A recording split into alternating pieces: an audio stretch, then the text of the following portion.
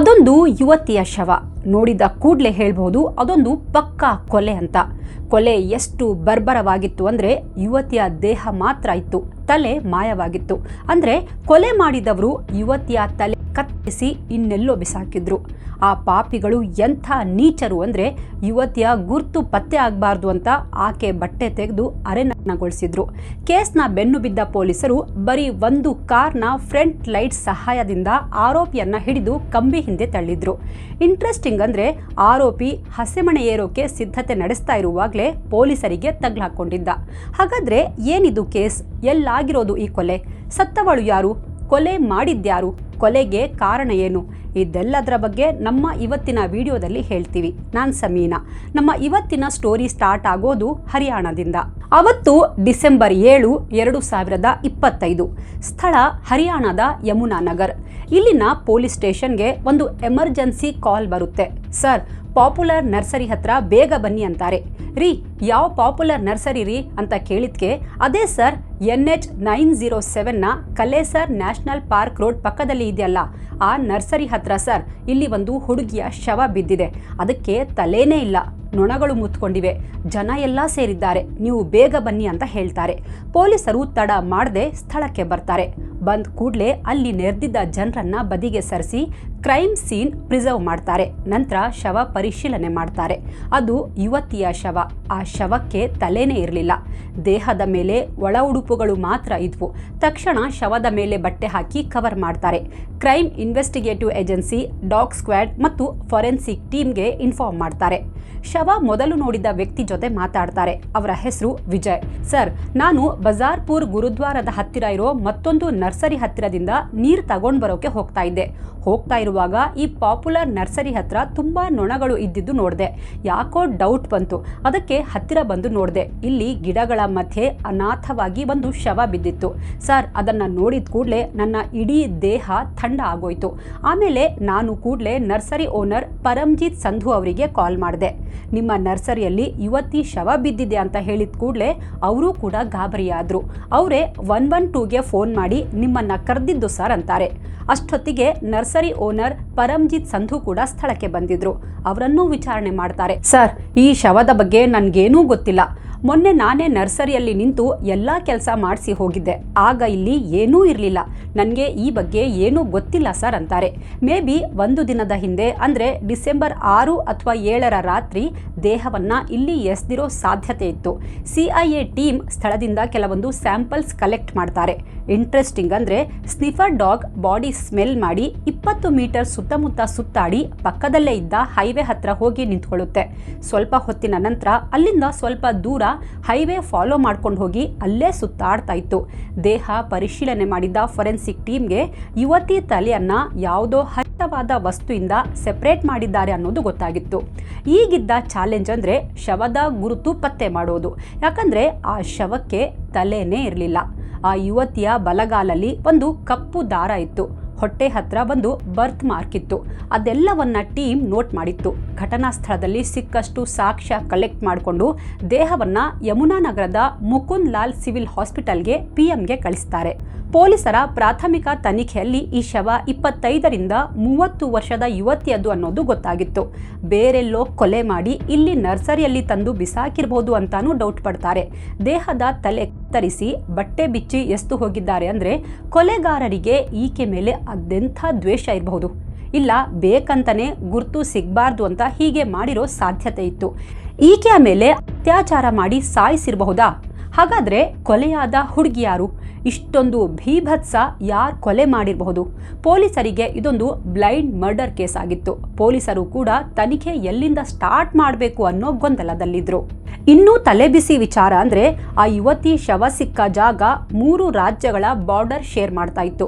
ಉತ್ತರಾಖಂಡ್, ಉತ್ತರ ಪ್ರದೇಶ ಮತ್ತು ಹರಿಯಾಣ. ಹೀಗಾಗಿ ಯುವತಿ ಮತ್ತು ಹಂತಕರು ಯಾವ ರಾಜ್ಯದವರು ಇರಬಹುದು ಅನ್ನೋದು ಪ್ರಶ್ನೆ ಆಗಿತ್ತು. ಹೀಗೆ 2 ದಿನ ಕಳೆಯುತ್ತೆ. ಪೊಲೀಸರಿಗೆ ಯಾವುದೇ ಸುಳಿವು ಸಿಗಲ್ಲ. ಅಕ್ಕಪಕ್ಕದ ಊರುಗಳಲ್ಲೂ ಸರ್ಚ್ ಮಾಡ್ತಾರೆ. ಆದರೆ ಎಷ್ಟೇ ಹುಡುಕಿದ್ರೂ ಯುವತಿಯ ಬಗ್ಗೆ ಮಾಹಿತಿಯೂ ಸಿಗಲ್ಲ, ತಲೆಯೂ ಸಿಗಲ್ಲ.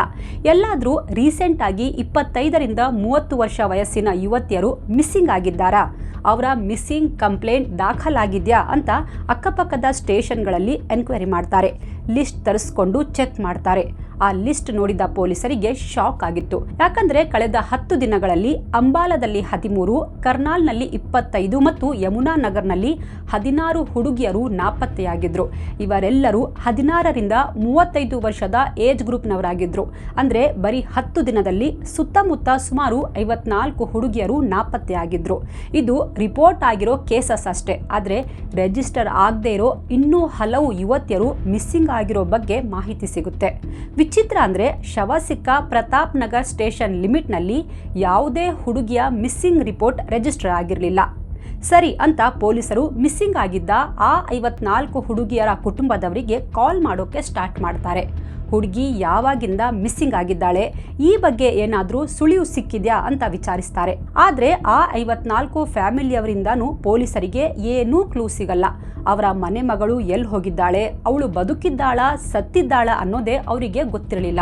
ಪೊಲೀಸರ ತನಿಖೆಯಲ್ಲಿ ಏನೂ ಪ್ರೋಗ್ರೆಸ್ ಆಗಿರಲಿಲ್ಲ. ನರ್ಸರಿಯಲ್ಲಿ ಮಹಿಳೆ ಶವ ಸಿಕ್ಕಿದ್ರಿಂದ ಆ ಭಾಗದ ಜನರಲ್ಲೂ ಭಯದ ವಾತಾವರಣ ಇತ್ತು. ಹೀಗಾಗಿ ಕೇಸ್ ಬೇಗ ಸಾಲ್ವ್ ಮಾಡೋ ಪ್ರೆಷರ್ ಪೊಲೀಸರ ಮೇಲಿತ್ತು. ಅಷ್ಟೊತ್ತಿಗೆ PM ರಿಪೋರ್ಟ್ ಬಂದಿತ್ತು. ರಿಪೋರ್ಟ್ನಲ್ಲಿ ಹುಡುಗಿ ಮೇಲೆ ಬಲಾತ್ಕಾರ ನಡೆದಿಲ್ಲ ಅಂತ ಹೇಳಲಾಗಿತ್ತು.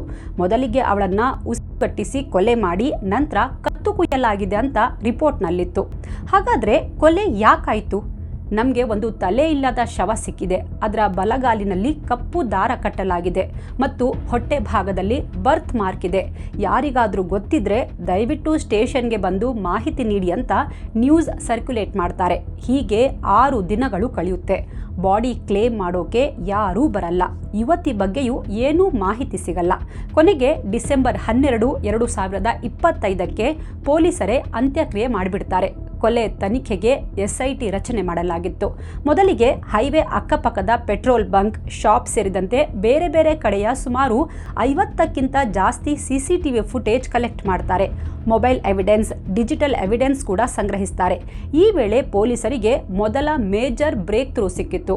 ಅರಾಯನ್ವಾಲಾ ಊರಿನ ಹತ್ತಿರದ ಒಂದು CCTVಯಲ್ಲಿ ಡಿಸೆಂಬರ್ 6ರ ರಾತ್ರಿ 11:34 ಸುಮಾರಿಗೆ ಒಂದು ಕಾರ್ ಪಾಸ್ ಆಗಿರೋದು ಕಾಣಿಸುತ್ತೆ. ಇದೇ ಕಾರ್ ಮತ್ತೆ 6 ನಿಮಿಷದ ನಂತರ ಅಂದ್ರೆ 11:40ಕ್ಕೆ ಹಥನಿಕುಂಡ್ ಬ್ಯಾರೇಜ್ನಿಂದ UP ಕಡೆ ಹೋಗಿದ್ದು ರೆಕಾರ್ಡ್ ಆಗಿತ್ತು. ಈ ಕಾರ್ನ ಬಾನೆಟ್ ಕೆಳಗಡೆ ಹಲವು ಲೈಟ್ಸ್ ಹಾಕಲಾಗಿತ್ತು. ಪೊಲೀಸರಿಗೆ ಆ ಕಾರ್ ಮೇಲೆ ಅನುಮಾನ ಬರುತ್ತೆ. ಅದೇ ಟೈಮಲ್ಲಿ ಅಲ್ಲಿ ಆಕ್ಟಿವ್ ಆಗಿದ್ದ ನಂಬರ್ಸ್ ಲಿಸ್ಟ್ ಮಾಡ್ತಾರೆ.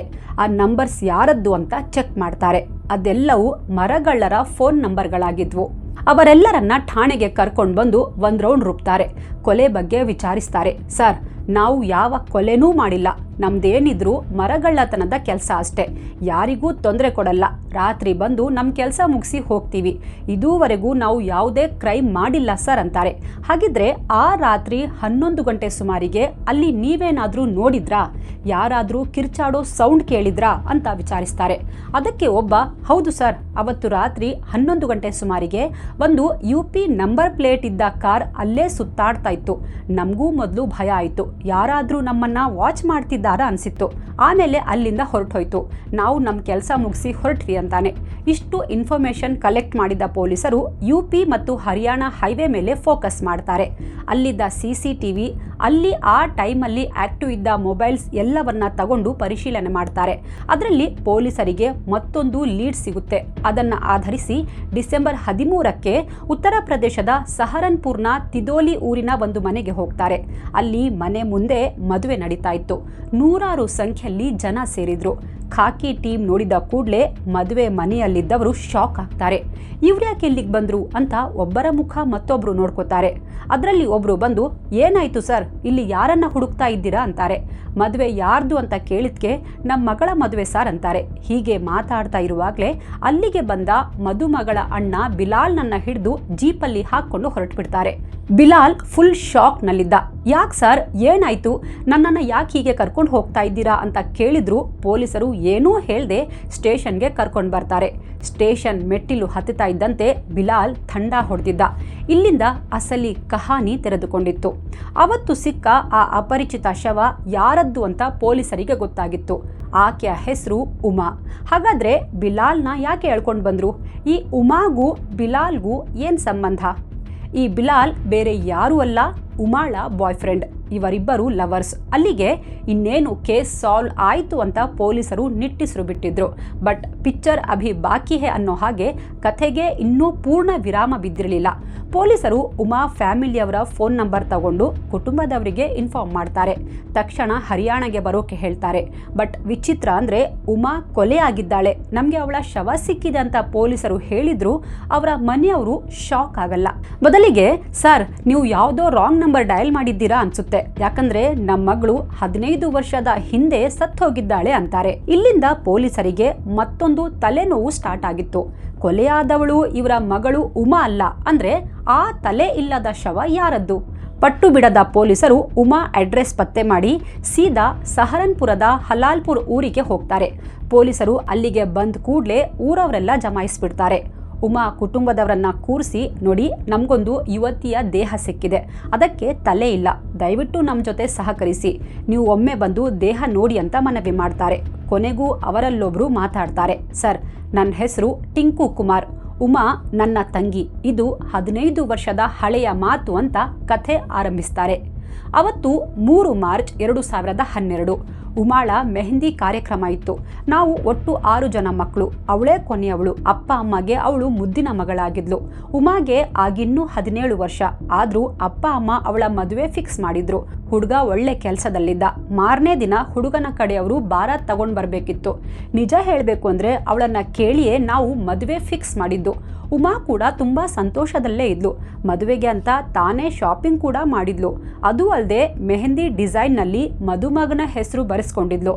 ಎಲ್ಲ ರಿಲೇಟಿವ್ಸ್ ಮನೆಗೆ ಬಂದಿದ್ರು. ಒಡವೆ, ಸೀರೆ ಸೇರಿದಂತೆ ಮದುವೆಗೆ ಎಲ್ಲ ತಯಾರಿ ಆಗೋಗಿತ್ತು. ಮೆಹಂದಿ ಎಲ್ಲ ಆದಮೇಲೆ ಉಮಾ ರಾತ್ರಿ 9 ಗಂಟೆ ಸುಮಾರಿಗೆ ತನ್ನ ರೂಮ್ಗೆ ಮಲ್ಗೋಕೆ ಹೋದ್ಲು. ಸ್ವಲ್ಪ ಹೊತ್ತಿನ ನಂತರ ಸುಮಾರು 10 ಗಂಟೆಗೆ ನನ್ನ ಇನ್ನೊಬ್ಬ ಅಕ್ಕ ಉಮಾ ರೂಮಿಗೆ ಹೋದ್ರು. ಆದರೆ ಉಮಾ ರೂಮಲ್ಲಿ ಇರಲಿಲ್ಲ. ಅಕ್ಕ ನಮ್ಮನ್ನೆಲ್ಲ ಕರೆದು ಉಮಾ ನಾಪತ್ತೆ ಆಗಿರೋ ಬಗ್ಗೆ ಹೇಳಿದ್ಲು. ನಾವು ಎಲ್ಲ ಕಡೆ ಹುಡುಕಿದ್ವಿ, ಆದರೂ ಅವಳು ಎಲ್ಲೂ ಸಿಗ್ಲಿಲ್ಲ ಸರ್ ಅಂತ ಟಿಂಕು ಕುಮಾರ್ ಹೇಳ್ತಾರೆ. ಅಲ್ಲ ಸರ್, ರಾತ್ರಿವರೆಗೂ ಎಲ್ಲವೂ ಸರಿ ಇತ್ತು, ತಾನೇ ಮೆಹಂದಿ ಕೂಡ ಹಾಕಿಸ್ಕೊಂಡು ಅಷ್ಟೊಂದು ಖುಷಿಯಾಗಿದ್ದ ಹುಡುಗಿ ಇದ್ದಕ್ಕಿದ್ದಂತೆ ನಾಪತ್ತೆ ಅಂದರೆ ಹೇಗಾಗಬೇಡ. ಮದುವೆಗೆ ಬಂದಿದ್ದ ನೆಂಟರಿಗೂ ವಿಷಯ ಗೊತ್ತಾಗಿ ಹೋಗಿತ್ತು. ರಾತ್ರಿ ಕಳೆದು ಬೆಳಗಾಗೋ ಹೊತ್ತಿಗೆಲ್ಲ ಮದುವೆ ಮನೆ ಅಲ್ಲೋಲ ಕಲ್ಲೋಲವಾಗೋಗಿತ್ತು. ಅಷ್ಟರಲ್ಲಿ ಯಾರೋ ಬಂದು ನಿಮ್ಮ ಮನೆ ಪಕ್ಕದಲ್ಲಿದ್ದ ಜಾನಿ ಕೂಡ ಕಾಣ್ತಿಲ್ಲ ಅಂದರು. ಅಲ್ಲಿಗೆ ಉಮಾ ಜಾನಿ ಜೊತೆ ಓಡ್ ಹೋಗಿದ್ದಾಳೆ ಅನ್ನೋ ವಿಷಯ ಇಡೀ ಊರಿಗೆ ಹಬ್ಬಿಬಿಡ್ತು. ನಮ್ಮ ಇಡೀ ಕುಟುಂಬವನ್ನ ತಲೆ ತಗ್ಗಿಸುವಂತೆ ಮಾಡಿಬಿಟ್ಲು. ಇಷ್ಟೆಲ್ಲ ಆಗೋ ಹೊತ್ತಿಗೆ ಮದುಮಗನ ಬಾರಾತ್ ಬಂದು ಮನೆ ಮುಂದೆ ನಿಂತಿತ್ತು. ಹುಡುಗನ ಕಡೆಯವರಿಗೆ ವಿಷಯ ಗೊತ್ತಿರಲಿಲ್ಲ. ನಂತರ ವಿಚಾರ ಗೊತ್ತಾಗಿ ಬಾರಾತ್ ವಾಪಸ್ ಹೊರಡೋಕೆ ಅಣಿಯಾಯಿತು. ಆದರೆ ಮನೆ ಮುಂದೆ ಬಂದಿದ್ದ ಬಾರಾತ್ನ ಹಾಗೆ ವಾಪಸ್ ಕಳಿಸೋದು ಅಪಶಕುನ ಅಂತ ಹೇಳಿ ನಮ್ಮ ಮಾವ ತನ್ನ ಮಗಳ ಜೊತೆ ಆ ಹುಡುಗನ ಮದುವೆ ಮಾಡಿಸಿದ್ರು. ಉಮಾ ಜಾನಿ ಜೊತೆ ಓಡ್ ಹೋಗಿ ಕೋರ್ಟ್ನಲ್ಲಿ ಮದುವೆ ಮಾಡಿಕೊಂಡ್ಲು ಅಂತ ಯಾರೋ ನನ್ನ ಫ್ರೆಂಡ್ಸ್ ಹೇಳಿದ್ರು. ಅದೇ ಲಾಸ್ಟ್ ಸರ್, ಅವತ್ತೇ ಅವಳು ನಮ್ಮ ಪಾಲಿಗೆ ಸತ್ತೋದ್ಲು ಅಂತ ಟಿಂಕು ಕುಮಾರ್ ಹೇಳ್ತಾರೆ. ಪೊಲೀಸರು ಜಾನಿ ಡೀಟೇಲ್ಸ್ ತಗೊಂಡು ಅವನ ಮನೆಗೆ ಹೋಗ್ತಾರೆ. ಜಾನಿ ಮನೆಯಲ್ಲೇ ಇದ್ದ. ಪೊಲೀಸರನ್ನ ಕಂಡು ದಿಗಿಲು ಬೀಳ್ತಾನೆ. ಅಂದಹಾಗೆ ಇವನು ಪೇಂಟಿಂಗ್ ಕೆಲಸ ಮಾಡ್ತಿದ್ದ. ಜಾನಿಗೆ ಒಂದು ಕೈ ಸ್ವಾಧೀನ ಇರಲಿಲ್ಲ. ಹೇಗೋ ಕಷ್ಟಪಟ್ಟು ದುಡ್ದು ಜೀವನ ನಡೆಸ್ತಾ ಇದ್ದ. ನಿಮ್ಮ ಹೆಂಡತಿಯಲ್ಲಿ ಅಂತ ಪೊಲೀಸರು ಜಾನಿಯನ್ನ ಕೇಳ್ತಾರೆ. ಸರ್, ಅವಳೀಗ ನನ್ನ ಜೊತೆ ಇಲ್ಲ. ಯಾಕೆ ಸರ್, ಏನಾಯಿತು ಅಂತ ಕೇಳ್ತಾನೆ. ಜೊತೆಯಲ್ಲಿಲ್ಲ ಅಂದರೆ ಏನರ್ಥ? ಎಲ್ಲ ಡೀಟೇಲ್ ಆಗಿ ಹೇಳು ಅಂತಾರೆ. ಇಲ್ಲಿಂದ ಜಾನಿ ಫ್ಲ್ಯಾಶ್ ಬ್ಯಾಕ್ ಶುರು ಮಾಡ್ತಾನೆ. ಸರ್, ನನ್ನ ಹೆಂಡತಿಯ ಹೆಸರು ಉಮಾ. ಅವಳಿಗೆ ಈಗ 30 ವರ್ಷ ಇರಬಹುದು. ಹಲವು ವರ್ಷಗಳ ಹಿಂದೆ ನಾವಿಬ್ಬರು ಪ್ರೀತಿಸಿ ಓಡ್ ಹೋಗಿ ಮದುವೆ ಮಾಡ್ಕೊಂಡ್ವಿ. ನಮಗೆ ಒಂದು ಮಗು ಆಯಿತು. ಅವನಿಗೀಗ 13 ವರ್ಷ. ಆರಂಭದಲ್ಲಿ ಎಲ್ಲ ಚೆನ್ನಾಗಿತ್ತು. ಆದರೆ ಬರ್ಬರ್ತಾ ಯಾಕೋ ನಮ್ಮಿಬ್ಬರ ಮಧ್ಯೆ ಡೈಲಿ ಜಗಳ ಆಗ್ತಿತ್ತು. ಅವಳು ನನಗೆ ಸಿಕ್ಕಾಪಟ್ಟೆ ಹೊಡಿತಾ ಇದ್ಲು. ನನಗೆ ಒಂಚೂರು ಮರ್ಯಾದೆ ಕೊಡ್ತಾ ಇರಲಿಲ್ಲ. ನನಗೂ ಸಾಕಾಗಿತ್ತು. ಅದಕ್ಕೆ ಇಬ್ಬರು ಡಿಸೈಡ್ ಮಾಡಿ ಮ್ಯೂಚುವಲ್ ಡೈವರ್ಸ್ ತಗೊಂಡ್ವಿ ಸರ್. ಇದಾಗಿ 2 ವರ್ಷನೇ ಆಯಿತು. ಕೋರ್ಟಲ್ಲಿ ಮಗನ ಕಸ್ಟಡಿ ನನಗೆ ಕೊಡಿ ಅಂತ ಕೇಸ್ ಹಾಕಿದ್ಲು. ಆದರೆ ಕೋರ್ಟ್ ಮಗನ ಜವಾಬ್ದಾರಿ ನನಗೆ ಕೊಡ್ತು. ನಾನೀಗ ಮಗನ ಜೊತೆ ನೆಮ್ಮದಿಯಾಗಿದ್ದೀನಿ. ಅವಳೆಲ್ಲಿದ್ದಾಳು ನನಗೆ ಗೊತ್ತಿಲ್ಲ ಸರ್ ಅಂತಾನೆ. ಮಗನನ್ನ ನೋಡಬೇಕು ಅನಿಸಿದಾಗ ಅವಳೇ ಬಂದು ಹೋಗ್ತಾಳೆ ಅಷ್ಟೇ. ಇವನಿಗೆ ಅಮ್ಮ ನೆನಪಾದ್ರೆ ಅವನು ಹೋಗಿ ಬರ್ತಾನೆ ಅಂತ ಜಾನಿ ತನ್ನ ಕಥೆ ಹೇಳ್ತಾನೆ. ಅವಳ ಬಗ್ಗೆ ಯಾಕೆ ಸರ್ ಇಷ್ಟೊಂದು ಎನ್ಕ್ವೈರಿ ಮಾಡ್ತಾ ಇದ್ದೀರಾ? ಉಮಾಗೆ ಏನಾಯಿತು ಅಂತ ಜಾನಿ ಕೇಳ್ತಾರೆ. ಅದಕ್ಕೆ ಪೊಲೀಸರು, ನಿಮ್ಮ ಮಾಜಿ ಪತ್ನಿ ಉಮಾಳನ್ನ ಯಾರೋ ಹೊಡೆದು ಕೊಲೆ ಮಾಡಿದ್ದಾರೆ. ನಮಗೆ ತಲೆ ಇಲ್ಲದ ದೇಹ ಮಾತ್ರ ಸಿಕ್ಕಿದೆ ಅಂತಾರೆ. ಪೊಲೀಸರ ಮಾತು ಕೇಳಿ ಜಾನಿ ಶಾಕ್ನಲ್ಲಿದ್ದರು. ಸರ್, ಮೊನ್ನೆ ತಾನೇ ಮನೆಗೆ ಬಂದು ಮಗನಿಗೆ ಸ್ವೆಟರ್, ಜಾಕೆಟ್ ಎಲ್ಲ ಕೊಟ್ಟು ಹೋದ್ಲು. ಈಗ ನೋಡಿದ್ರೆ ನೀವು ಹೀಗೆ ಹೇಳ್ತಿದ್ದೀರಲ್ಲ ಅಂತ ಬೇಸರದಲ್ಲೇ ಮಾತಾಡ್ತಾರೆ. ಸರಿ ಅಂತ ಸಮಾಧಾನ ಮಾಡಿ ಪೊಲೀಸರು ಹೊರಟು ಹೋಗ್ತಾರೆ. ಪೊಲೀಸರು ಸ್ಟೇಷನ್ನಲ್ಲಿದ್ದ ಬಿಲಾಲ್ನ ಗ್ರಿಲ್ಲಿಂಗ್ ಶುರು ಮಾಡಿದ್ರು. ಪೊಲೀಸರ ಟ್ರೀಟ್ಮೆಂಟ್ಗೆ ಬಿಲಾಲ್ ಪತರುಗುಟ್ಟಿ ಹೋಗಿದ್ದ. ಹೆಚ್ಚು ನಖರ ಮಾಡದೆ ಕಥೆ ಸ್ಟಾರ್ಟ್ ಮಾಡ್ತಾನೆ. ಸರ್, ನನ್ನ ಹೆಸರು ಮೊಹಮ್ಮದ್ ಬಿಲಾಲ್. ನನಗೆ 25 ವರ್ಷ. ನಾನು ಸಹರನ್ಪುರ್ನ ಗಂಗೋತ್ರಿ ಕಾಲೋನಿಯಲ್ಲೇ ಇರೋದು. ನಾನು ಒಬ್ಬ ಟ್ಯಾಕ್ಸಿ ಡ್ರೈವರ್. ಅದು 2023. ಆವತ್ತು ನಾನು ಮೊದಲ ಬಾರಿಗೆ ಉಮಾಳನ್ನು ನೋಡಿದ್ದು. ಅವಳು ಚೆನ್ನಾಗಿ ರೆಡಿಯಾಗಿ ನಮ್ಮ ಏರಿಯಾದಲ್ಲಿ ಓಡಾಡ್ತಾ ಇದ್ಲು. ಅವಳು ಒಬ್ಬಳೇ ಇದ್ಲು, ಜೊತೆಗೆ ಯಾರೂ ಇರಲಿಲ್ಲ. ಮೊದಲ ನೋಟದಲ್ಲೇ ನಾನು ಅವಳಿಗೆ ಮನಸೋತಿದ್ದೆ. ಇದಾದ್ಮೇಲೆ ನಾನು ಅವಳನ್ನು ದಿನಾ ನೋಡೋಕೆ ಸ್ಟಾರ್ಟ್ ಮಾಡಿದೆ. ಒಂದ್ಸಲ ಅವಳು ನನ್ನ ನೋಡಿದ್ಲು. ಅವತ್ತು ಇಬ್ಬರ ಕಣ್ಣುಗಳು ಸಂಧಿಸಿದ್ವು. ನಂತರ ಇಬ್ಬರು ಫ್ರೆಂಡ್ಸ್ ಆದ್ವಿ. ಫ್ರೆಂಡ್ಶಿಪ್ ಲವ್ಗೆ ತಿರುಗಿತ್ತು. ಇಬ್ಬರು ಗಂಟೆಗಟ್ಟಲೆ ಮಾತಾಡ್ತಾ ಇದ್ವಿ. ಉಮಾ ನನಗೆ ಅವಳ ಪಾಸ್ಟ್ ಬಗ್ಗೆ ಎಲ್ಲ ಹೇಳಿದ್ಲು. ಅವಳಿಗೆ 13 ವರ್ಷದ ಮಗ ಇರೋದು, ಡೈವೋರ್ಸ್ ಆಗಿರೋದು ಎಲ್ಲ ನನಗೆ ಗೊತ್ತಿತ್ತು. ನಾವಿಬ್ರು ಲಿವಿನ್ನಲ್ಲಿರೋಕೆ ಶುರು ಮಾಡಿದ್ವಿ. ಉಮಾಳ ಎಲ್ಲ ಖರ್ಚು ನಾನೇ ನೋಡ್ಕೋತಾ ಇದ್ದೆ. ಮಗನ ನೆನಪಾದಾಗಲೆಲ್ಲ ಜಾನಿ ಮನೆಗೆ ಹೋಗಿ ಮಗನನ್ನು ನೋಡಿಕೊಂಡು ಮಾತಾಡಿಸ್ಕೊಂಡು ಬರ್ತಾ ಇದ್ಲು. ಹೋಗುವಾಗ ಗಿಫ್ಟ್ಸ್, ತಿನ್ನೋಕೆ ತಿಂಡಿ ಎಲ್ಲ ತಗೊಂಡು ಹೋಗ್ತಾ ಇದ್ಲು. ನಾನು ಯಾವತ್ತೂ ಕೂಡ ಅಮ್ಮ ಮಗನ ಮಧ್ಯೆ ಬರಲಿಲ್ಲ. ನನಗೆ ಏನೂ ತೊಂದರೆಯೂ ಇರಲಿಲ್ಲ ಸರ್. ಕಳೆದ ತಿಂಗಳು ನವೆಂಬರ್ನಲ್ಲಿ UPಯಲ್ಲಿ ತುಂಬ ಚಳಿ ಇದ್ದಿದ್ದರಿಂದ ಸ್ವೆಟರ್, ಜಾಕೆಟ್ ತಗೊಂಡು ಹೋಗಿ ಮಗನಿಗೆ ಕೊಟ್ಟು ಬಂದಿದ್ಲು ಸರ್ ಅಂತ ಬಿಲಾಲ್ ಪೊಲೀಸರಿಗೆ ಹೇಳ್ತಾನೆ. ಗಮನಿಸಬೇಕಾದ ವಿಷಯ ಅಂದರೆ, ಸ್ವಲ್ಪ ದಿನದಲ್ಲೇ ನಾನು ಬಿಲಾಲ್ ಮದುವೆ ಮಾಡ್ಕೋತೀವಿ ಅಂತ ಉಮಾ ಅಕ್ಕಪಕ್ಕದವರಿಗೆ ಹೇಳಿಟ್ಟಿದ್ಲು. ಆದರೆ ಮದುವೆಗೂ ಮುಂಚೆ ಉಮಾ ಬರ್ಬರವಾಗಿ ಕೊಲೆಯಾಗಿ ಹೋದ್ಲು. ಉಮಾ ಕೊಲೆ ಆರೋಪದಲ್ಲಿ ಪೊಲೀಸರು ಬಿಲಾಲ್ನನ್ನು ಅರೆಸ್ಟ್ ಮಾಡಿದ್ರು. ಆದರೆ ನಿಜಕ್ಕೂ ಈ ಕೊಲೆ ಬಿಲಾಲ್ ಮಾಡಿದ್ನಾ? ಅಷ್ಟು ಪ್ರೀತಿಸ್ತಾ ಇದ್ದ ಉಮಾಳನ್ನ ಬಿಲಾಲ್ ಯಾಕೆ ಕೊಂದ? ಈ ಒಗಟು ಬಿಡಿಸೋಕೆ ಪೊಲೀಸರಿಗೆ ಇನ್ನೂ ಸಾಧ್ಯವಾಗಿರಲಿಲ್ಲ. ಬಿಲಾಲ್ ಕಥೆ ಮುಂದುವರಿಸ್ತಾನೆ. ಸರ್, ಅವತ್ತು 6 ಡಿಸೆಂಬರ್ 2025 ನಾನು ನನ್ನ ಫ್ರೆಂಡ್ನ ಸ್ವಿಫ್ಟ್ ಕಾರ್ ಈಸ್ಕೊಂಡು ಸಂಜೆ 6 ಗಂಟೆ ಸುಮಾರಿಗೆ ಮನೆಗೆ ಹೋದೆ. ನಾನು ಕಾರ್ ತಂದಿದ್ದು ನೋಡಿ ಉಮಾ ಖುಷಿಯಲ್ಲಿದ್ಲು. ಬೇಗ ರೆಡಿಯಾಗು, ನಿನಗೆ ಒಂದು ಸರ್ಪ್ರೈಸ್ ಕೊಡ್ತೀನಿ ಅಂದೆ. ಸರಿ ಅಂತ ಜೋಶ್ನಲ್ಲಿ ಉಮಾ ರೆಡಿಯಾಗಿ ಬಂದ್ಲು. ಇಬ್ಬರು ಲಾಂಗ್ ಡ್ರೈವ್ ಹೊರಟ್ವಿ. ಹಿಮಾಚಲ ಪ್ರದೇಶದ ಪಾವಂಟಾ ಸಾಹಿಬ್ ಕಡೆ ಕಾರ್ ತಿರುಗಿಸ್ದೆ. ನಂತರ ಹಥನಿಕುಂಡ್ ಬ್ಯಾರೇಜ್ ಮಾರ್ಗವಾಗಿ ಹರಿಯಾಣಗೆ ಬಂದೆ. ಉಮಾ ಅವತ್ತು ತುಂಬ ಸಂತೋಷದಲ್ಲಿದ್ಲು, ತುಂಬ ಮಾತಾಡ್ತಾ ಇದ್ಲು. ನಾನು ಎಲ್ಲದಕ್ಕೂ ಹ್ಞೂ ಅಂದ್ಕೊಂಡು ಕಾರ್ ಡ್ರೈವ್ ಮಾಡ್ತಾ ಇದ್ದೆ. ಅಷ್ಟರಲ್ಲಿ ರಾತ್ರಿ 8 ಗಂಟೆ ಆಗಿತ್ತು. ಆವತ್ತು ಶನಿವಾರ, ವೀಕೆಂಡ್ ಆಗಿದ್ರಿಂದ ಕಲೇಸರ್ ನ್ಯಾಷನಲ್ ಪಾರ್ಕ್ ಹತ್ರ ತುಂಬ ಕ್ರೌಡ್ ಇತ್ತು. ಯಾವುದಾದ್ರೂ ಹೋಟೆಲ್ನಲ್ಲಿ ಸ್ಟೇ ಮಾಡೋಣ ಅಂದ್ಕೊಂಡೆ. ರೂಮ್ ಕೂಡ ಹುಡುಕ್ತೆ. ಆದರೆ ಟೂರಿಸ್ಟ್ ಜಾಸ್ತಿ ಇದ್ದಿದ್ದರಿಂದ ರೂಮ್ ಪ್ಲಾನ್ ಕ್ಯಾನ್ಸಲ್ ಮಾಡಿದೆ. ಉಮಾ, ಏನದು ಸರ್ಪ್ರೈಸ್ ಹೇಳು, ಆಗ್ಲಿಂದ ಸುಮ್ಮನೆ ಕಾರ್ ಓಡಿಸ್ತಾನೆ ಇದೆಯಲ್ಲ ಅಂದ್ಲು. ಅದಕ್ಕೆ ನಾನು ಇರು ಹೇಳ್ತೀನಿ ಅಂತ ಡ್ರೈವಿಂಗ್ ಮುಂದುವರಿಸಿದ್ದೆ. ಎಲ್ಲಿ ನೋಡಿದ್ರು ಅವತ್ತು ಯಾರಾದರೂ ಜನ ಇದ್ದೇ ಇದ್ರು. ನನಗೂ ಡ್ರೈವ್ ಮಾಡಿ ಮಾಡಿ ಫ್ರಸ್ಟ್ರೇಷನ್ ಜಾಸ್ತಿ ಆಗಿತ್ತು.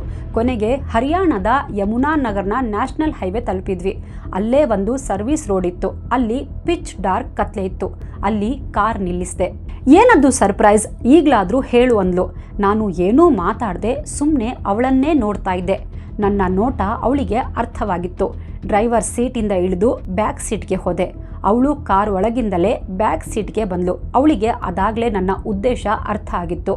ಒಂದೊಂದಾಗೆ ಅವಳ ಬಟ್ಟೆ ತೆಗೆದ್ಲು. ಅವಳು ಉನ್ಮಾದತೆಯಲ್ಲಿರೋದು ನೋಡಿ ಇದೇ ಸರಿಯಾದ ಸಮಯ ಅಂತ ನಾನು ಸೀಟ್ ಬೆಲ್ಟ್ನಿಂದ ಅವಳ ಗೆ ಬಿಗಿದೆ. ಬಚಾವ್ ಆಗೋಕೆ ಚಾನ್ಸೇ ಕೊಡಲಿಲ್ಲ. ಅವಳು ಕಾರಲ್ಲೇ ಸತ್ತೋದ್ಲು. ಅವಳ ದೇಹವನ್ನು ಹಿಂದಿನ ಸೀಟಲ್ಲಿ ಬಿಟ್ಟು ನಾನು ಮತ್ತೆ ಡ್ರೈವಿಂಗ್ ಸ್ಟಾರ್ಟ್ ಮಾಡಿದೆ. ಅಲ್ಲಿ ಒಂದು ಊರು ಸಿಕ್ತು. ನಾನು ಅಲ್ಲೇ ಕಾರ್ ನಿಲ್ಲಿಸ್ಬಿಟ್ಟೆ. ಕಾರಿಂದ ಉಮಾ ದೇಹ ಹೊರತೆಗೆದು ನರ್ಸರಿವರೆಗೆ ಎಳ್ಕೊಂಡು ಹೋದೆ. ನಾನು ಮನೆಯಿಂದ ಬರುವಾಗಲೇ ಒಂದು ಚಾಕು ತಂದಿದ್ದೆ. ಅದೇ ಚಾಕುವಿಂದ ಅವಳ ತಲೆ ಕತ್ತರಿಸಿದೆ. ಅದನ್ನು ಒಂದು ಪಾಲಿಥಿನ್ ಬ್ಯಾಗ್ನಲ್ಲಿ ಹಾಕ್ತೆ. ನಂತರ ತಲೆ ಇಲ್ಲದ ದೇಹ ಅಲ್ಲೇ ಬಿಟ್ಟು ಪಾಲಿಥಿನ್ ಬ್ಯಾಗ್ನಲ್ಲಿದ್ದ ತಲೆಯನ್ನು ಕಾರ್ನ ಫ್ರಂಟ್ ಸೀಟ್ನಲ್ಲಿಟ್ಕೊಂಡು ಕಾರ್ ಓಡಿಸ್ಕೊಂಡು ಹೊರಟೋದೆ. ಯಾರಿಗೂ ಅವಳ ಗುರುತು ಸಿಗಬಾರ್ದು ಅಂತ ಹೀಗೆ ಮಾಡಿದೆ ಸರ್ ಅಂತ ಬಿಲಾಲ್ ಪೊಲೀಸರಿಗೆ ಸ್ಟೇಟ್ಮೆಂಟ್ ಕೊಡ್ತಾನೆ. ಅವಳ ದೇಹ ಪಾಪ್ಯುಲರ್ ನರ್ಸರಿ ಹತ್ರ ಬಿಸಾಕಿ ನಂತರ ಅಲ್ಲಿಂದ 12 ಕಿಲೋಮೀಟರ್ ಡ್ರೈವ್ ಮಾಡ್ಕೊಂಡು ಬಂದೆ. ಹರಿಯಾಣದ ಲಾಲ್ ಢಾಂಗ್ ಪ್ರಪಾತದಲ್ಲಿ ಅವಳ ತಲೆ ಮತ್ತು ಬಟ್ಟೆ ಬಿಸಾಕ್ಬಿಟ್ಟೆ. ನಂತರ ವಾಪಸ್ ಸೇಮ್ ರೂಟ್ನಲ್ಲಿ ಮನೆಗೆ ಬಂದುಬಿಟ್ಟೆ. ನನ್ನ ಮೊಬೈಲ್ನಿಂದ ನಾವಿಬ್ಬರೂ ಜೊತೆಗಿದ್ದ ಫೋಟೋಸ್, ಅವಳ ಸಿಂಗಲ್ ಫೋಟೋಸ್, ಮೆಸೇಜಸ್, ವಿಡಿಯೋಸ್ ಎಲ್ಲ ಡಿಲೀಟ್ ಮಾಡಿಬಿಟ್ಟೆ. ನಂತರ ಇಬ್ಬರ ಫೋನ್ ಕೂಡ ಫಾರ್ಮ್ಯಾಟ್ ಮಾಡಿಬಿಟ್ಟೆ ಅಂತಾನೆ. ಲೇ ಬದ್ಮಾಶ್, ನಿನ್ನನ್ನು ಅವಳು ಅಷ್ಟೊಂದು ಪ್ರೀತಿಸ್ತಾ ಇದ್ಲಲ್ಲೋ, ಅವಳನ್ನು ಕೊಲೆ ಮಾಡುವಂಥದ್ದು ಏನಾಗಿತ್ತು ಅಂತ ಪೊಲೀಸರು ಕೇಳ್ತಾರೆ. ಸರ್, ಅವಳೂ ಪ್ರೀತಿಸ್ತಾ ಇದ್ಲು, ನಾನೂ ಪ್ರೀತಿಸ್ತಾ ಇದ್ದೆ. ಆದರೆ ನಮ್ಮಿಬ್ಬರ ಪ್ರೀತಿಯಲ್ಲಿ ವ್ಯತ್ಯಾಸ ಇತ್ತು. ಅವಳಿಗೆ ನನ್ನ ಜೊತೆ ಮದುವೆ ಮಾಡ್ಕೋಬೇಕು ಅನ್ನೋದಿತ್ತು. ಬಟ್ ನನಗೆ ಅವಳು ಟೈಮ್ ಪಾಸ್ ಲವ್ ಆಗಿದ್ಲು ಅಷ್ಟೇ. ನಾನು ಅವಳ ಜೊತೆ ಲಿವಿನ್ನಲ್ಲಿದ್ದಾಗಲೇ ಮದುವೆ ಆಗೋಕೆ ಬೇರೆ ಹುಡುಗಿ ನೋಡ್ತಾ ಇದ್ದೆ. ಮದುವೆಗೆ ಒಬ್ಳು ಸೆಟ್ ಕೂಡ ಆಗಿದ್ಲು. ಡಿಸೆಂಬರ್ 14ಕ್ಕೆ ನನ್ನ ನಿಕಾ ಫಿಕ್ಸ್ ಆಗಿತ್ತು. ಅಕಸ್ಮಾತ್ ಉಮಾ ನನ್ನ ಮನೆಗೆ ಹೋಗಿ ನಮ್ಮಿಬ್ಬರ ಅಫೇರ್ ಬಗ್ಗೆ, ಲಿವಿನ್ ಬಗ್ಗೆ ಹೇಳಿಬಿಟ್ರೆ ನನ್ನ ಮದುವೆ ಕ್ಯಾನ್ಸಲ್ ಆಗೋಗುತ್ತೆ ಅನ್ನೋ ಭಯ ನನಗೆ ಕಾಡ್ತಾ ಇತ್ತು. ಬಟ್ ಉಮಾಳಿಂದ ಬಿಡಿಸ್ಕೊಳ್ಳೋದು ನನಗೆ ಕಷ್ಟ ಆಗಿತ್ತು. ಅವಳಂತೂ ಮದುವೆ ವಿಚಾರಕ್ಕೆ ದಿನಾ ಜಗಳ ಆಡ್ತಿದ್ಲು. ನನಗೂ ಬೇಸತ್ತಿತ್ತು, ಈ ಹೆಂಗಸನ್ನು ಹೀಗೆ ಬಿಟ್ಟರೆ ಸರಿ ಇಲ್ಲ, ಇವಳಿಗೆ ಗತಿ ಕಾಣಿಸ್ಬೇಕು ಅಂತ ಯಾವತ್ತೋ ಸ್ಕೆಚ್ ಹಾಕಿದ್ದೆ ಸರ್. ಅದಕ್ಕೆ ಡಿಸೆಂಬರ್ 6ಕ್ಕೆ ಅವಳನ್ನು ಕಾರಲ್ಲಿ ಕರ್ಕೊಂಡು ಹೋಗಿ ಕೊಲೆ ಮಾಡಿಬಿಟ್ಟೆ ಸರ್. ಆಮೇಲೆ ಮನೆಗೆ ಬಂದು ನೆಮ್ಮದಿಯಾಗಿ ನಿದ್ದೆ ಮಾಡಿದೆ. ಬೆಳಗ್ಗೆ ಎಂದಿನಂತೆ ಎದ್ದು ನಾರ್ಮಲ್ ಆಗಿ ನಮ್ಮ ಮನೆಯವರ ಜೊತೆ ಮದುವೆ ಶಾಪಿಂಗ್ಗೆ ಹೋದೆ. ನನ್ನ ಮತ್ತು ನನ್ನ ತಂಗಿ ಮದುವೆ ಹಿಂದೆ ಮುಂದೆ ಇತ್ತು. ನನ್ನ ನಿಕಾ ಆಗೋ ಒಂದು ದಿನ ಮೊದಲು ಅಂದರೆ ಡಿಸೆಂಬರ್ 13ಕ್ಕೆ ನನ್ನ ತಂಗಿ ಮದುವೆ ಆಗಿತ್ತು. ಇನ್ನೇನು ಅವಳ ವಿದಾಯಿ ಟೈಮಲ್ಲಿ ನೀವು ನನ್ನನ್ನು ಅರೆಸ್ಟ್ ಮಾಡಿದ್ರಿ ಸರ್ ಅಂತಾನೆ. ಸದ್ಯ ಬಿಲಾಲ್ನ ಮದುವೆ ಮಾಡ್ಕೋಬೇಕಿದ್ದ ಆ ಹೆಣ್ಣು ಮಗಳ ಅದೃಷ್ಟ ಚೆನ್ನಾಗಿತ್ತು. ಮದುವೆಗೆ ಮುಂಚೆ ಇವನ ಅಸಲಿಯತ್ತು ಗೊತ್ತಾಗೋಯ್ತು. ಇಲ್ಲಾಂದರೆ ಒಂದು ಕೊಲೆ ಮಾಡಿರೋನಿಗೆ ಆ ಹೆಣ್ಣು ಮಗಳು ಎಷ್ಟನೇ ಬಲಿ ಆಗ್ತಿದ್ಲು. ಪೊಲೀಸರು ಬಿಲಾಲ್ನ ಕನ್ಫೆಷನ್ ರೆಕಾರ್ಡ್ ಮಾಡ್ಕೋತಾರೆ. ಆದರೆ ಕೋರ್ಟ್ನಲ್ಲಿ ಬರೀ ಕನ್ಫೆಷನ್ ಸಾಕಾಗಲ್ಲ, ಅವನು ಕೋರ್ಟಲ್ಲಿ ಯಾವಾಗ ಬೇಕಾದರೂ ಉಲ್ಟಾ ಹೊಡಿತಾನೆ ಅಂತ ಪೊಲೀಸರಿಗೆ ಗೊತ್ತಿತ್ತು. ಹಾಗಾಗಿ ಸಾಕ್ಷ್ಯ ಕಲೆ ಹಾಕಲು ಮುಂದಾಗ್ತಾರೆ. ಪೊಲೀಸರು 3 ಟೀಮ್ ಮಾಡ್ತಾರೆ. ಬಿಲಾಲ್ನನ್ನು ಸ್ಥಳ ಮಹಜರಿಗೆ ಕರ್ಕೊಂಡು ಹೋಗ್ತಾರೆ. ಒಂದು ಟೀಮ್ ಉಮಾಳ ತಲೆ ಬಿಸಾಕಿದ್ದ ಜಾಗ ಹುಡುಕೋಕೆ ಸ್ಟಾರ್ಟ್ ಮಾಡ್ತಾರೆ. ಇನ್ನೊಂದು ಟೀಮ್ ತಿದೋಲಿಗೆ ಹೋಗುತ್ತೆ. 3ನೇ ಟೀಮ್ ಸ್ವಿಫ್ಟ್ ಕಾರ್ ಹುಡುಕೋಕೆ ಸ್ಟಾರ್ಟ್ ಮಾಡ್ತಾರೆ. ಲಾಲ್ ಢಾಂಗ್ ಪ್ರಪಾತದಲ್ಲಿ ಇಳಿದು ಹುಡುಕಾಟ ಆರಂಭಿಸ್ತಾರೆ. ಪೊಲೀಸರ ಶ್ರಮ ಫಲಿಸಿತ್ತು. ಅಲ್ಲೇ ಪೊದೆಯಲ್ಲಿ ಉಮಾಳ ತಲೆ ಸಿಗುತ್ತೆ. ಅಲ್ಲದೆ ಅವಳು ಹಾಕ್ಕೊಂಡಿದ್ದ ಬಟ್ಟೆ ಮತ್ತು ಕೊಲೆಗೆ ಉಪಯೋಗಿಸಿದ್ದ ಕತ್ತಿಯನ್ನು ವಶಪಡಿಸಿಕೊಳ್ತಾರೆ. ಬಿಲಾಲ್ ಮನೆಯಿಂದ ಉಮಾಳ ಆಧಾರ್ ಕಾರ್ಡ್, ಮೊಬೈಲ್ ಫೋನ್ ಹಾಗೆ ಉಮಾ ಕೊಲೆಯಾದಾಗ ಅವನು ಹಾಕ್ಕೊಂಡಿದ್ದ ಬಟ್ಟೆ, ಉಮಾಗೆ ಕೊಟ್ಟಿದ್ದ ಗಿಫ್ಟ್ಸ್ ಎಲ್ಲ ಕಲೆಕ್ಟ್ ಮಾಡ್ತಾರೆ. ನೆಕ್ಸ್ಟ್ ಕಾಡಿನ ಮಧ್ಯೆ ಪಾರ್ಕ್ ಮಾಡಿದ್ದ ಸ್ವಿಫ್ಟ್ ಕಾರ್ ಕೂಡ ವಶಕ್ಕೆ ಪಡಿತಾರೆ. ಎಲ್ಲವನ್ನ ಫೊರೆನ್ಸಿಕ್ ಲ್ಯಾಬ್ಗೆ ಕಳಿಸಿ ರಿಪೋರ್ಟ್ ತರಿಸ್ಕೊಳ್ತಾರೆ. ಉಮಾ ದೇಹವನ್ನು ಅದಾಗಲೇ ಅಂತ್ಯಕ್ರಿಯೆ ಮಾಡಿಯಾಗಿತ್ತು. ಹಾಗಾಗಿ ಅವಳ ತಲೆಯನ್ನು ಉಮಾ ಫ್ಯಾಮಿಲಿಗೆ ಕೊಡ್ತಾರೆ. ಬರೀ ತಲೆಯ ಅಂತ್ಯಕ್ರಿಯೆ ಮಾಡಿದ ಆ ಕುಟುಂಬದವರ ಸ್ಥಿತಿ ಹೇಗಾಗಿರಬೇಡ ಪಾಪ. ಸದ್ಯ ಬಿಲಾಲ್ ಉಮಾ ಕೊಲೆ ಆರೋಪದಲ್ಲಿ ಜೈಲಲ್ಲಿದ್ದಾನೆ. ವಿಚಾರಣೆ ಇನ್ನೂ ನಡೀತಾ ಇದೆ. ಇವನಿಗೆ ಕಠಿಣ ಶಿಕ್ಷೆ ಆಗಬೇಕು ಅಂತ ಉಮಾ ಕುಟುಂಬದವರು ಆಗ್ರಹಿಸಿದ್ದಾರೆ. ಇದರಲ್ಲಿ ಉಮಾ ತಪ್ಪು ಇದೆ ಅಲ್ವಾ? ಗಂಡನಿಂದ ದೂರ ಆಗಿ ಸಂಸಾರದ ಜಂಜಾಟದಿಂದ ಹೊರಬಂದಿದ್ದ ಉಮಾ ಮತ್ತೆ ಯಾಕೆ ಬಿಲಾಲ್ ಪಾಶಕ್ಕೆ ಬಿದ್ಲು? ಹೇಗೋ ಸಿಂಗಲ್ ಆಗಿ ಮಗನ ನೋಡಿಕೊಂಡು ಇರಬೇಕಿತ್ತಲ್ವಾ? ಅಟ್ಲೀಸ್ಟ್ ಅಪ್ಪ ಅಮ್ಮನ ಮನೆಗಾದರೂ ಹೋಗ್ಬಿಡ್ಬೇಕಿತ್ತು. ಅಬ್ಬಬ್ಬಾ ಅಂದರೆ 4 ಮಾತು ಬೈತಾ ಇದ್ರು, ಆದರೆ ಜೀವನಕ್ಕೆ ಏನೋ ಒಂದು ಆಧಾರ ಮಾಡ್ತಿದ್ರು ಅಲ್ವಾ? ಒಂಟಿ ಮಹಿಳೆಯರು ಸಿಕ್ಕರೆ ಪ್ರೀತಿಯ ನಾಟಕ ಆಡಿ ಬುಟ್ಟಿಗೆ ಹಾಕ್ಕೊಳ್ಳೋಕೆ, ಅವರಿಂದ ಲಾಭ ಪಡೆಯೋಕೆ ಬಿಲಾಲ್ನಂಥ ರಾಕ್ಷಸರು ಕಾಯ್ತಾ ಇರ್ತಾರೆ. ಅಂಥವರಿಂದ ಹುಷಾರಾಗಿರಬೇಕು. ಈ ಕೇಸ್ ಬಗ್ಗೆ ನಿಮಗೆ ಏನು ಅನಿಸುತ್ತೆ? ಕಾಮೆಂಟ್ ಮಾಡಿ ತಿಳಿಸಿ. Thank you so much.